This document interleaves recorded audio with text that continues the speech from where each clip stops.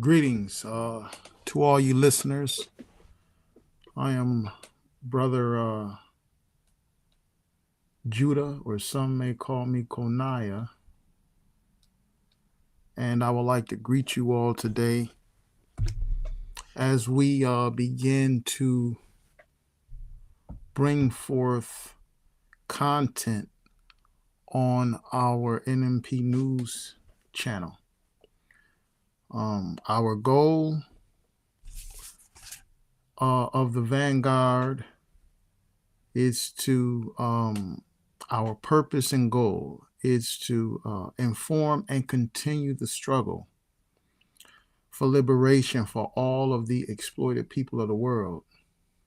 And so we want to present some informative content and also informational content for the sake of organizing to be able to withstand the destructive political forces that are at play that cause a lot of misery and suffering in the world today. And we won't be able to overcome our situation, and I mean the exploited laborers of the world, not a particular ethnicity, but we're talking about the class or the group of laborers and workers, and in which the economists may call the race of servants. And this includes all nationalities. The race of servants, according to Adam Smith, are in subjection to the race of masters. And these masters are not necessarily any ethnicity, but today, in our language or in our speech today, we don't use the word master and servants. We use the words employer and employee. And if you were to look up the word servant inside of your Black's Law Dictionary, which hopefully we can bring forth content out of that as well, the dictionary, you will find it is an employee. And the race of masters are the owners or the employers that gain their wealth off of the exploitation of labor. Now, our hope is to bring more clarity to our social conditions and situations that is present throughout the globe. And in order to do that, sometimes we have to examine other movements or organizations that have arrived on the world scene claiming that they have come to help out the situation of the exploited. Today, looking at religion and how religion have undermined, in particularly the so-called Black community. We have many different Christian denominations, but we also have so-called Christian denominations, but we also have Islamic denominations. And this one in particular, the Nation of Islam, seemed to be ostracized by the greater Muslim world, the Shiite and Sunni. But I'm not here to necessarily talk about religion per se, but religion in the context of social conditions. Malcolm X, El Hajj Malik Shabazz, he was a member of the Nation of Islam, and there was a series of events that took place that caused him to leave the Nation of Islam. And it's not just Malcolm X. We hopefully will also bring content about Dr. Martin Luther King and his criticisms and his religion, the so-called Christian religion, and how the Christian religion, according to Martin Luther King, also turned their back on social issues. Now, this is what I want to bring out today. And again, this is somewhat of also a test run for our page here where we want to start to do lives, or our channel where we want to do more lives. But I want you to just consider something Malcolm X had said himself um, concerning the Nation of Islam. I hope that the audio comes in clear, but I want to play this a bit, coming from brother, or now elder, Malcolm, who had deceased or who was assassinated. Listen carefully as he compares the social conditions of the so-called African American uh, and the intentions or the workings of the Nation of Islam and their goals, and how it wasn't political in nature. Listen carefully. Actually, my reason for breaking with the black Muslims originally, I didn't break. It was a split came about primarily because they put me out. And they put me out because of my type of thinking and my uncompromising approach to problems that I considered that should be solved and that the movement itself could solve. I felt that the movement was dragging its feet in many areas. It didn't involve itself in the civil or civic or political struggles that our people are confronted by. All it did was stress the importance of moral reformation. Don't drink, don't smoke, don't commit fornication and adultery. And when I found that the hierarchy itself wasn't practicing this, that phase of this program immediately became bankrupt. It could not ever function any longer as a moral reform organization because the hierarchy hadn't reformed its own morals. And so the only way it could still function and be meaningful in the community was to take part either in the political, the economic, and the other facets of Negro life. And the organization wouldn't do that because to do it, it would have to take the stand would have to be, approach would have to be too militant, the stand would have to be too uncompromising, and it would have to become too activist. And again, the hierarchy had gotten conservative and was motivated mainly in protecting its own self-interests. And so it just a split developed. As you can see here, Malcolm, he had reason to criticize the moral standards of the Nation of Islam because of what he understood. A scandal had arisen with the leader, Elijah Muhammad. And so Malcolm was explaining that the moral standard had already been compromised. He didn't get into it at that moment in time. So he was arguing that the only thing that they really can do, since they didn't really stand on morals, 100%, that they should move into the social political arena to address issues that the so-called African American was facing. Now, this isn't the only time Malcolm had made reference to such a thing. I want to also show you this clip here. The Nation of Islam, as it is guided spiritually by the Honorable Elijah Muhammad, doesn't involve itself in politics in any form because of its failure to become actively involved in the struggle of the Negroes overall. Many persons in the past have drifted away from it and are now becoming involved with us in an active effort to work with other groups toward solving the political, social, and economic evils that afflict our people. The Nation of Islam...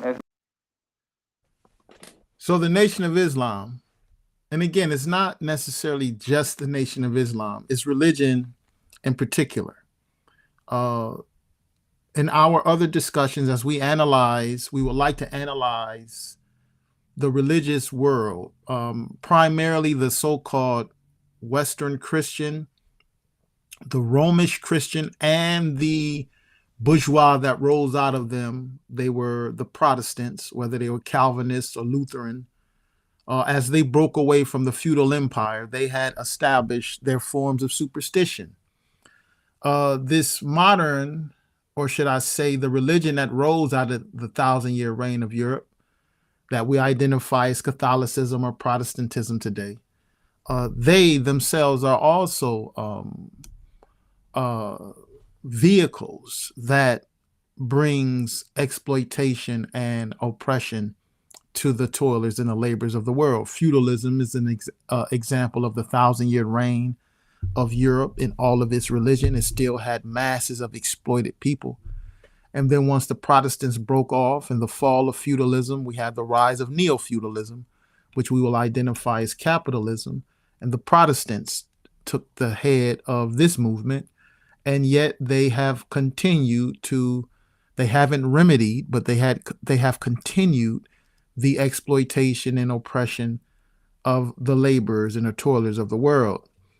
Along the rise of the 1,000-year reign in Europe, along the rise of their religion, there was also a rising of the Arabic religion. And this is what we identified as Mohammedanism, or the faith of Islam. And we asked the same question: what was the purpose of the rise of Islam? What socioeconomic conditions was it to present to the world? Was it just to present superstitions to keep people in subjection, superstitions to keep those who wielded the power in power, and continued a willful exploitation of the laborers and the toilers of the earth? So Malcolm explained that the religion of Islam, as he knew it out of the Nation of Islam, did not want to interfere or intervene in any of the social political issues. So it is with the greater Islam of the world.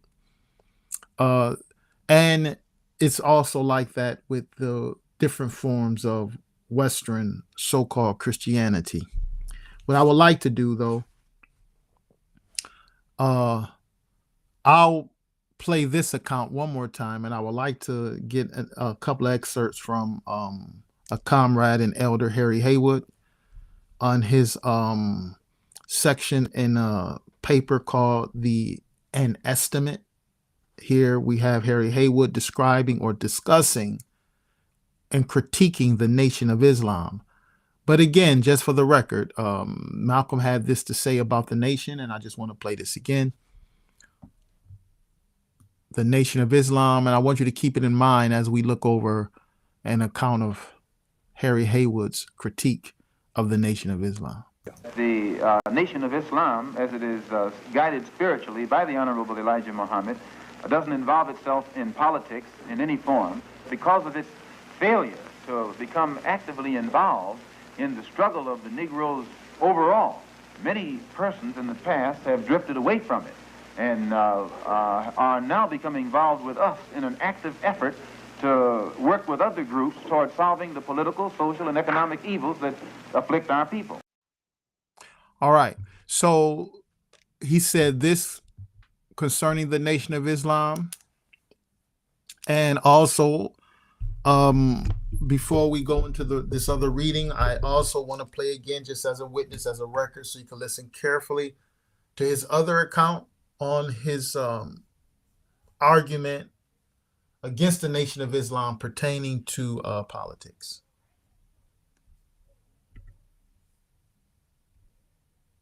Actually, my reason for breaking with the black Muslims originally, I didn't break. It was a split came about primarily because they put me out. And they put me out because of my type of thinking and my uncompromising approach to problems that I considered that should be solved and that the movement itself could solve.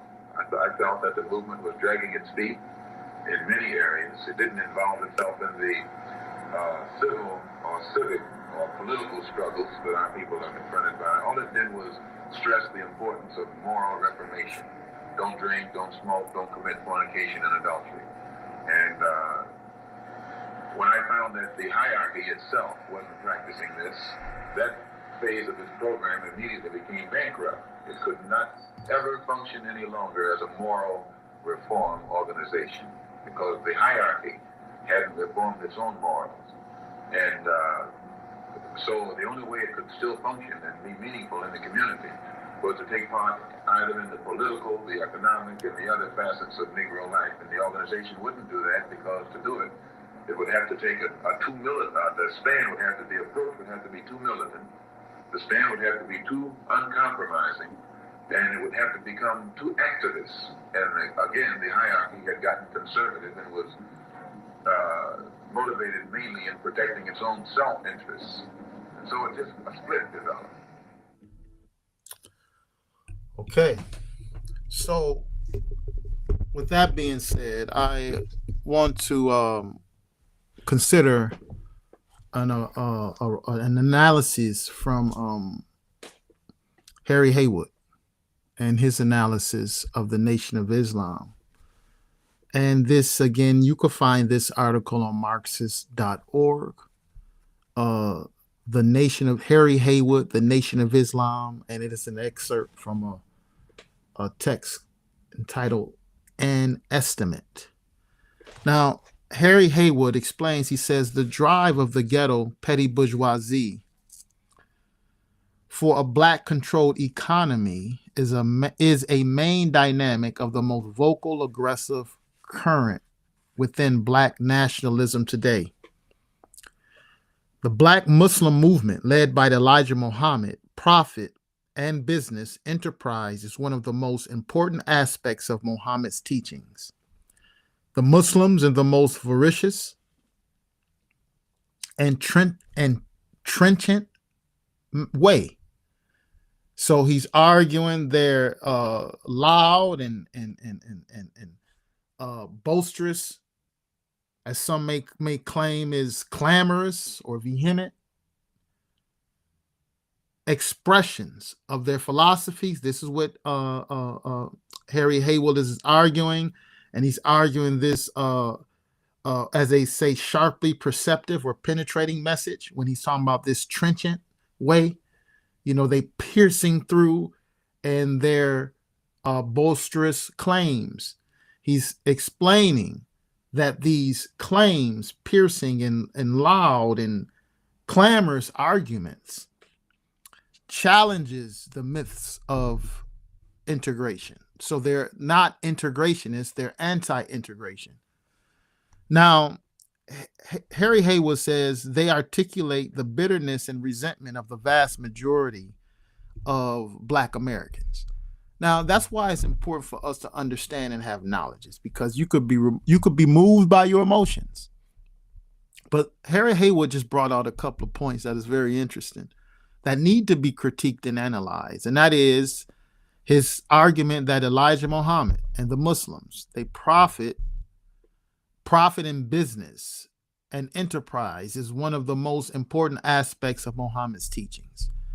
And so you will see this today. In other words, it is capitalistic. This is capitalistic. This is why Harry Haywood argued that the Nation of Islam movement is part and parcel of the petty bourgeois dynamic in the ghetto. Now, the Black business persons should be analyzed as well. And one who analyzed the Black businessman is Robin D. Kelly and his work, Hammer and Hoe.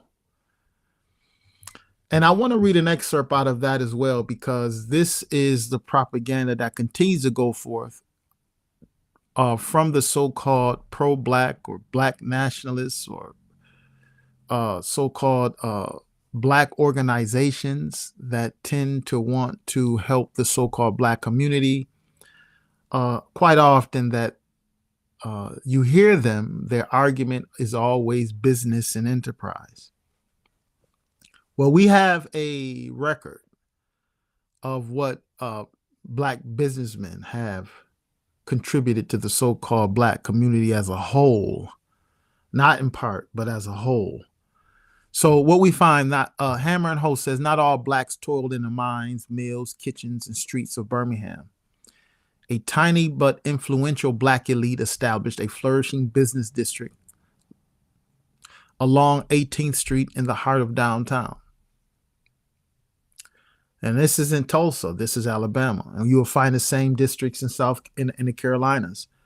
But Robin Kelly says, as early as 1890, the Reverend W. Pitterford founded and presided over Birmingham's first black bank, the Alabama Penny Savings and Loan. And black residents often boasted of their millionaire inventor, Andrew J. Beard, or the affluential funeral director and insurance magnate, C.M. Harris. Black businessmen and religious leaders made their fortunes from a consumer base of working class blacks. So we're going to incorporate the Elijah Muhammad with this one. It is alleged that he also received funding from a oil magnate, one who his name was Harold Lafayette Hunt Jr., and he was located in Dallas. We will probably address him in the future. But right now, looking at the aspect of the wealth that is generated through religions, and the hierarchy of the religious leaders appeared to reap the benefit off of the wealth that is generated through religion. As the religious leaders of today, whether they're Muslim, whether they're so-called Christian, whether they're so-called Hebrew Israelites, they continue the same pattern of the exploitative classes of the feudal lords and the large capitalist businessmen. You have this hierarchy where the majority of the wealth continues to be siphoned off into the hands of the few who's at the top of the so-called ladder, and the rest are toilers and laborers, and their wealth is constantly divided up and taken from them and divided up among the so-called higher classes. And this is what you find in religion as well. So this idea of the profit in business aspect, we find that the profit in business aspect really hasn't helped.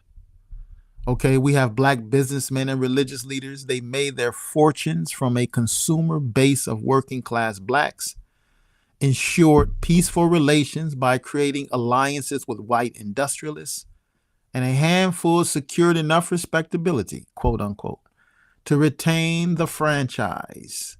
Like the white elite, they maintained their own exclusive social clubs and rarely interacted with poor blacks. This idea that business is to be the answer for the liberation of the toilers of the world is a myth, and is a myth that can only be exposed by studying and understanding the socio-economic conditions and social and economic phenomenon. What makes it run? How does it work?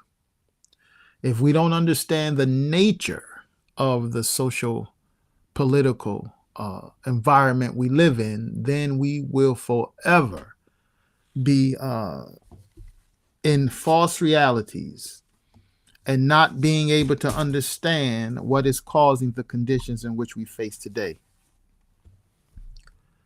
Now, continuing with Harry Haywood's analysis of the Nation of Islam, he says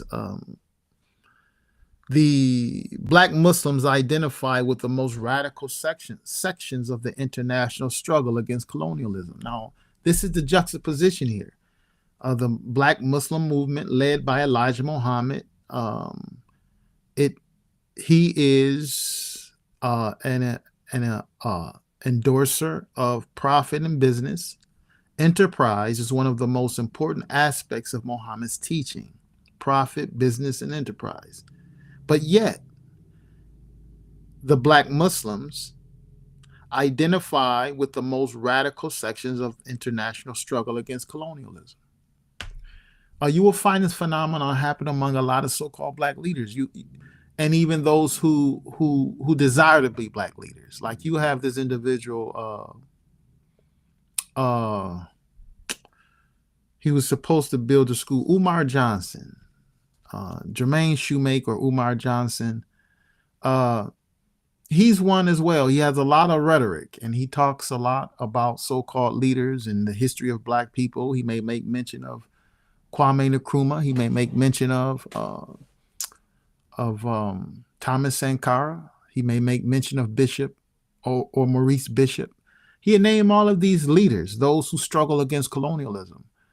But yet it appears that this so-called black representative, Umar Johnson, he speaks with the rhetoric, but as far as his movements to be anti-colonial, it isn't there. In fact, it is also manifested that he's just an exploiter of black women, in which Thomas Sankara, Maurice Bishop, and others spoke vehemently against. And it seems like this guy, Umar Johnson, he doesn't even present a political line. He's just all over the place. And the Nation of Islam, they didn't present a political line either. It's one thing that the so-called Black American must realize is that if you look at our condition and say how and argue how other nationalities and ethnicities rise above them, you have to realize that one thing that the so-called African American still lacks is a place on the political arena, dealing in political affairs. We tend to turn away from politics, and we don't realize that. Well, that's the reason why you sit on the sidelines, and that's the reason why you receive the crumbs from the table. Others are in the political arena fighting. You need to get into that arena and fight, and that's what our ancestors was arguing. You have to get into the political arena and fight, and they died for us to have a place at the table. The place and the table is set. We just don't go to it.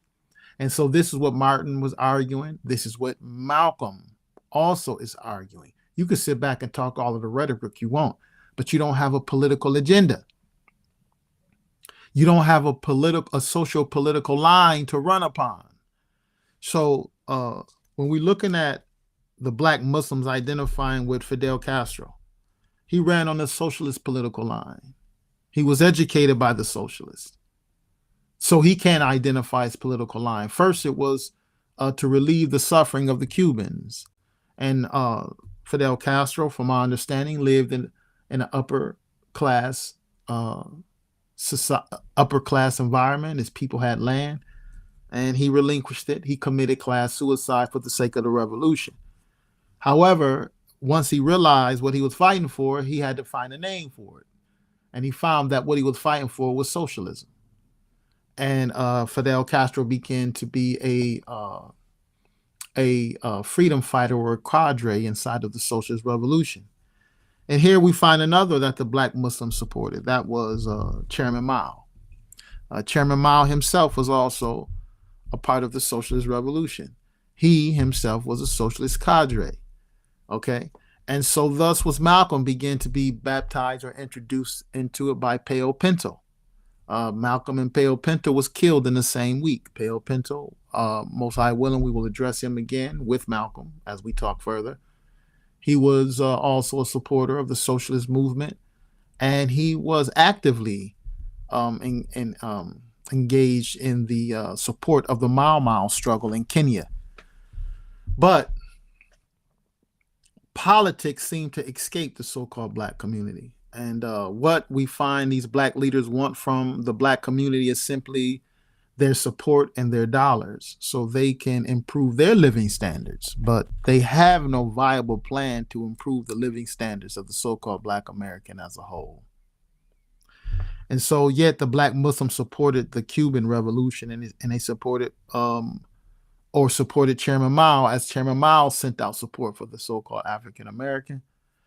The Nation of Islam still, even though that they in voice supported the revolutions, these were social revolutions. These were socialist revolutions. So the contradiction is that they stand for the colonial, breaking the colonial chains in China and Cuba, but yet the Nation of Islam's social doctrine, their social political doctrine is profit and business. And this profit and business doctrine and profit, business, and enterprise, this is the exact doctrine of the colonizer. So you're voicing your so-called support of decolonization and the liberation of the Cuban people and the struggle for the Chinese people. But yet you, in practice and in pursuit, you pursue the doctrine of the colonialist.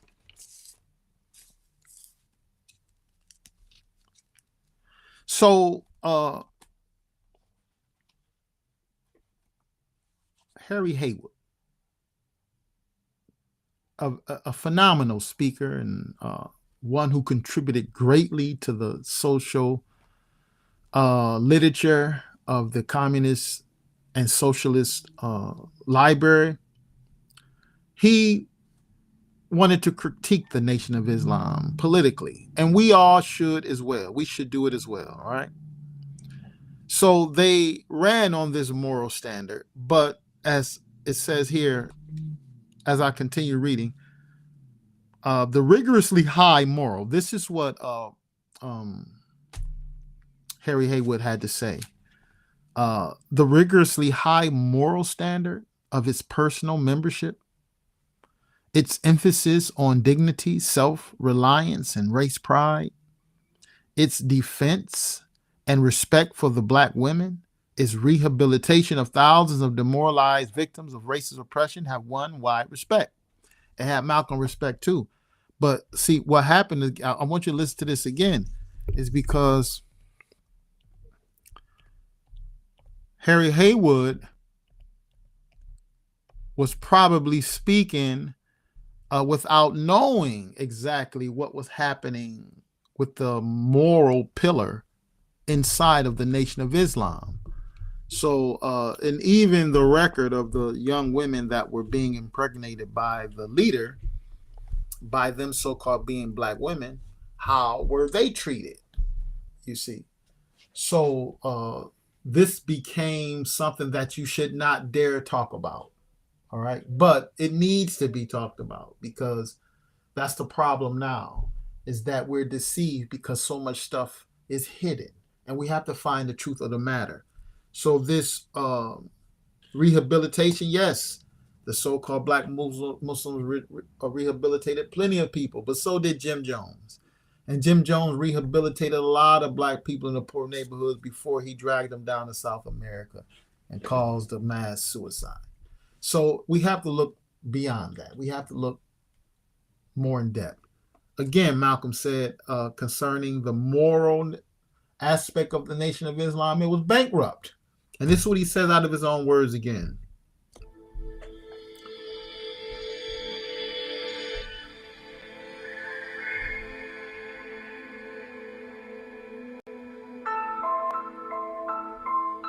This is Leon Amir, who was Cassius Clay's secretary, whom they beat unmercifully up in Boston. I was attacked by them in Boston on December the 25th. In the lobby, the hotel lobby of the Sherry Goatmore Hotel, and still after me. And it was he who heard Elijah Muhammad Jr. come to New York when Elijah Muhammad was at the Armory in June of last year. Jr. stood up and told the fruit, many of whom are here now also, that I should have been killed, that my tongue should have been put in an envelope and sent back to Chicago by now. Why is that? Because of the stance in which he took in exposing the moral standard of the Nation of Islam. But here, let me get back to this part as well. This is what I wanted to initially let play for you, but this led to this hostility towards Malcolm, what he began to expose. Actually, my reason for breaking with the Black Muslims originally, I didn't break. It was a split came about primarily because they put me out.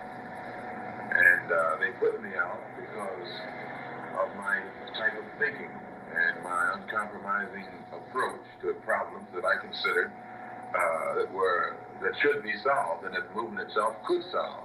I felt that the movement was dragging its feet in many areas. It didn't involve itself in the civil or civic or political struggles that our people are confronted by. All it did was stress the importance of moral reformation. Don't drink, don't smoke, don't commit fornication and adultery. And When I found that the hierarchy itself wasn't practicing this, that phase of its program immediately became bankrupt. It could not ever function any longer as a moral reform organization because the hierarchy hadn't reformed its own morals. And so the only way it could still function and be meaningful in the community was to take part either in the political, the economic, and the other facets of Negro life. And the organization wouldn't do that because to do it, it would have to take the stand would have to be, approach would have to be too militant, the stand would have to be too uncompromising, and it would have to become too activist. And again, the hierarchy had gotten conservative and was motivated mainly in protecting its own self-interests. And so it just a split developed. So here it is. There it was again. So even though at one time Harry Haywood argued that the moral standard was high, Malcolm argued that the Nation of Islam moral standard became morally bankrupt. And so among the hierarchy where they could no longer stand on such a thing. And so Harry Haywood, he argues, despite the positive aspects of the Muslim movement, their ultimate political program. And Malcolm is arguing they didn't want to get into politics. So the Muslims' ultimate political program, calling for a segregated, exclusively controlled black state within the United States or USA, is at best utopian and escapist. He's calling it a utopian, imaginary, and escapist, diversionary at its worst, and extremely dangerous. The Muslim leaders expect not only the acquiescence of the white rulers for this project, but their material support as well. And this is the complexity or the confusion of this when we're looking at the liberation struggle. Harry Haywood quotes Elijah Muhammad as saying, if they don't want us to mix with them in their equality, give us a place in America. Set it aside. Give us 3, 4, or more states. See, the problem is give us. You see, you're still bending the knee and you're begging. And you foolish to think that any of the capitalists are going to give you anything. So he said, give us 2 or 3 or more states. Elijah Muhammad says, we have well earned whatever they give us. What do you mean what they give us? Martin put it this way in his text. This text, Why We Can't Wait. You have a chapter here, a letter from the Birmingham prison. And Martin says this, we know through painful experience that freedom is never voluntarily given by the oppressor. It's never voluntarily given. But you have no political line to demand it.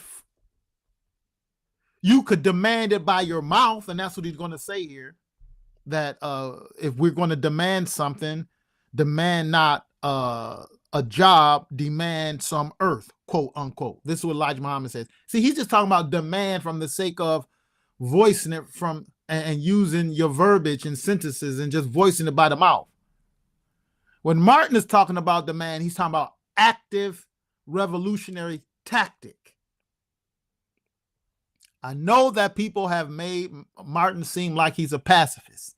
We're going to address him and do a discussion on him as well, God willing. He's far from a pacifist. It was his method of conflict. It wasn't whether he wanted conflict or not. It was his methodology. And because people don't study him or his work, we just go with what the media says, okay? And what the media puts out. But we know Martin, his own words, says that through painful experience, freedom isn't voluntarily given. So this whole idea of let them give us some land. Let them give us some states. It says we have well earned whatever they give us. If they give us 25 states, we will have earned them. Give us the same instruments that they had to start a civilization in that territory. What do you mean, give this to us? As Harry Haywood say, their demands are just simply diversionary at worst. It is utopian. It is, in other words, it is an escapist idea. It has no practical application, opposed to just setting up businesses, which you still find yourself under the being a businessman, still in subjection to the larger capitalists who own the means of production. So this idea of a practical application that will lead to this liberation isn't going to come by a protest of demanding that the so-called quote unquote white man give you 3 or 4 states or territory and give you the necessary materials. They didn't give our ancestors the necessary materials to break the back of antebellum slavery. We demanded it by action.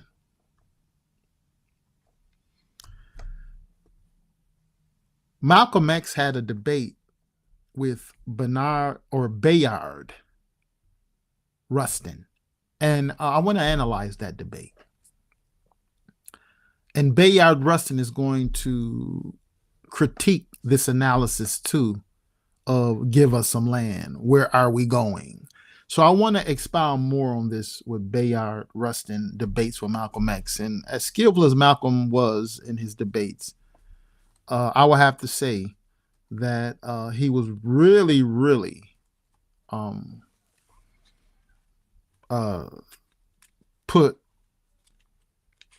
he was really put to task when Bayard Rustin analyzed him and critiqued him on his position. But to be fair to Malcolm, he held that position in the early days, and he began to realize it's going to take more than that politically, meaning more than what the Nation of Islam was offering. It was going to take more than what they were offering politically to actually bring forth liberation to the so-called African American people. But I wanted to bring this out. We want to critique this more because as Harry Haywood talks about the demands of the Nation of Islam, I want to analyze that as we look at the debate with Bayard Rustin. And we'll critique it a little bit more. And again, this is the channel we want to use to begin to talk about the social conditions, past, present, and also future, in which we need to analyze concerning the Black Americans, and not just the so-called Black Americans, but the laborers and the toilers all over the world. And we want to dispel this myth of racism and no longer encourage and cultivate this seed, this degenerate seed of the division of ethnicities, the dividing of whites and blacks and Latinos and Asians. What will help us do this is the truth and also being informed. We have to learn the true dogma of mankind and reject the dogma given to us by the aristocratic class who intentionally laid the foundations of separation, whether it was Jim Crow, whether it was apartheid. They laid these foundations in order to divide the toilers and the workers of the world. I'm Brother Konaya. We will also hopefully meet with you again as we continue to fill out our content and analyze the content we want to bring to this channel to inform and to educate and hopefully to organize and unite the laborers of the world. I'm going to close out with today's session, and hopefully we'll return again. And technically, this was somewhat of a test run to see how it works out. But hopefully we'll return again with more discussions. And with that, I'll say peace to all of the sincere toilers of the world seeking liberation. And as I argue that we are a organization that that is politically and biblically based, and we argue that the Bible itself is a book that should be analyzed politically, because we will argue that it is a book of revolution, a revolutionary catechism. And for all of those who are sincerely searching, we argue that it leads us and teaches us the path that will bring forth justice, peace, and equity for all mankind. So until the next time, peace to all the sincere searchers, and hopefully we will meet